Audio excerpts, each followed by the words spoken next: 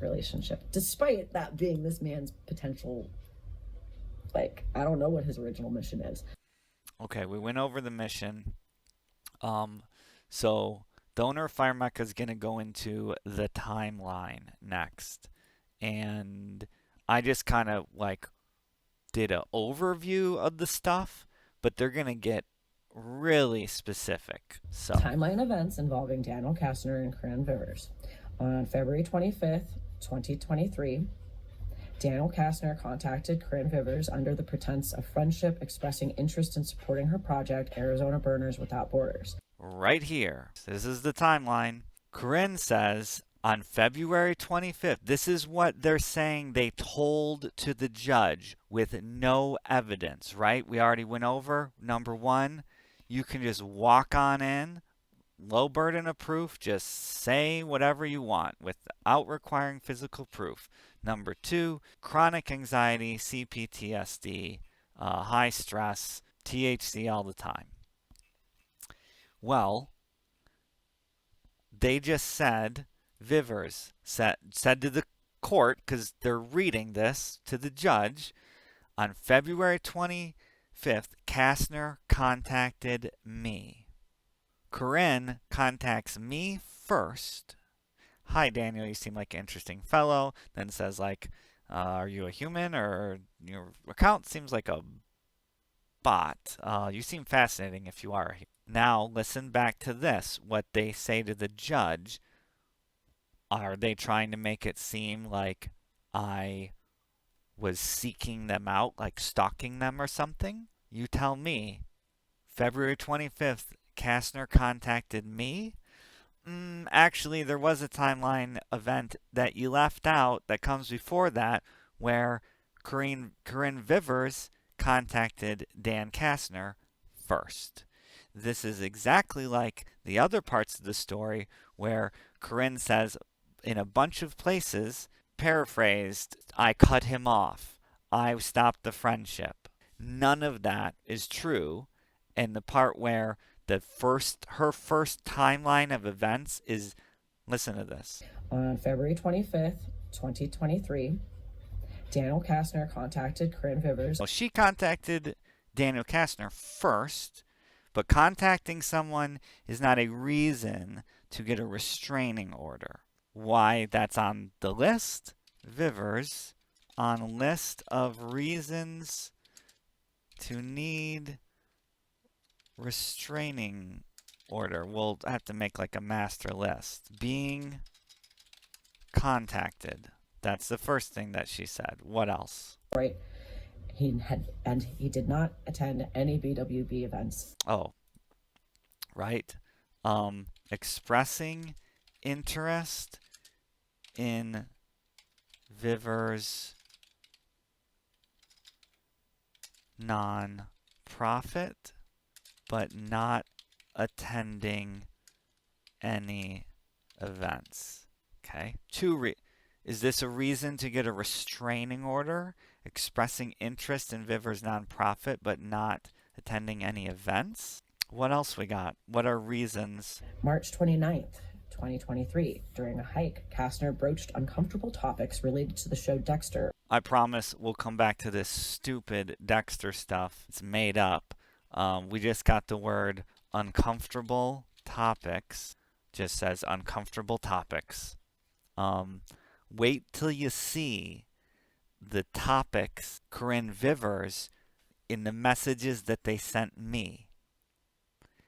And they're gonna try to claim that I made them uncomfortable. We're talking about someone who went out of their way to order pants that have literal actual serial killers on the pants. I found all this out later, and says uncomfortable topics were broached. It's just hearsay, no evidence whatsoever. This was the March 29th, March 30th weekend when Vivers was high smoking weed the entire time.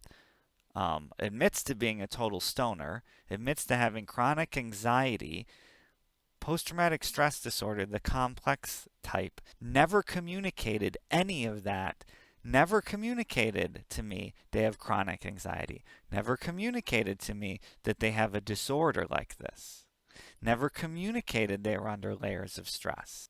You're going to see a pattern of someone that remembers history in some different way. He brought up Dexter while we were walking alone in the woods. It's just hearsay, no evidence whatsoever.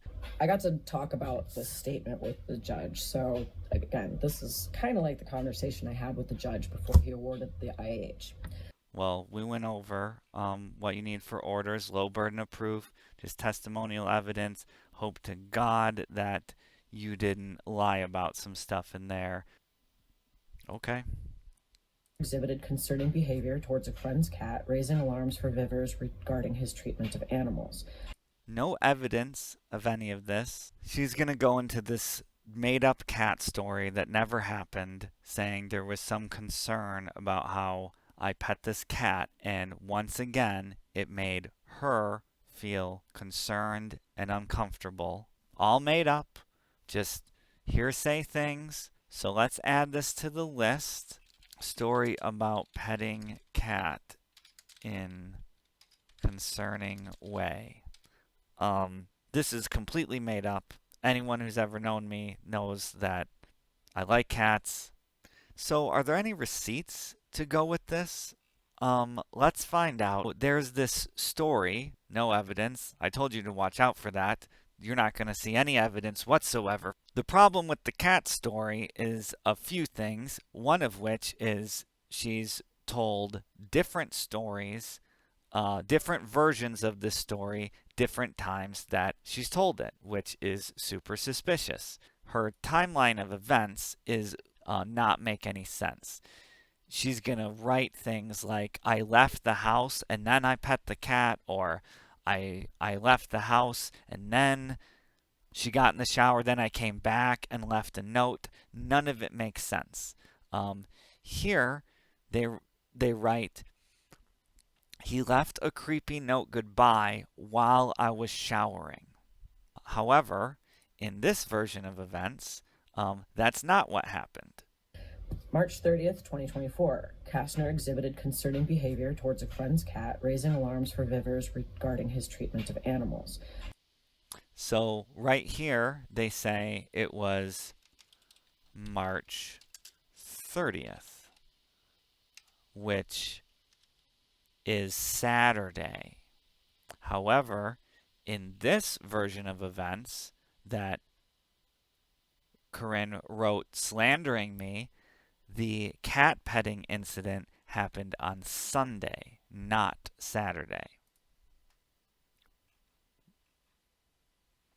I wonder if all the THC in their system had anything to do with not knowing what was going on.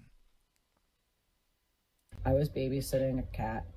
I invited several friends and I was welcome to invite up to three friends to go snowboarding. So I invited 3 friends. I actually invited 5, 3 to stay with us, 2 that were already in the area. And the 2 that were going to come up from Phoenix did not. Only Daniel came up. And during that time, lots of red flags, lots of uncomfortable moments.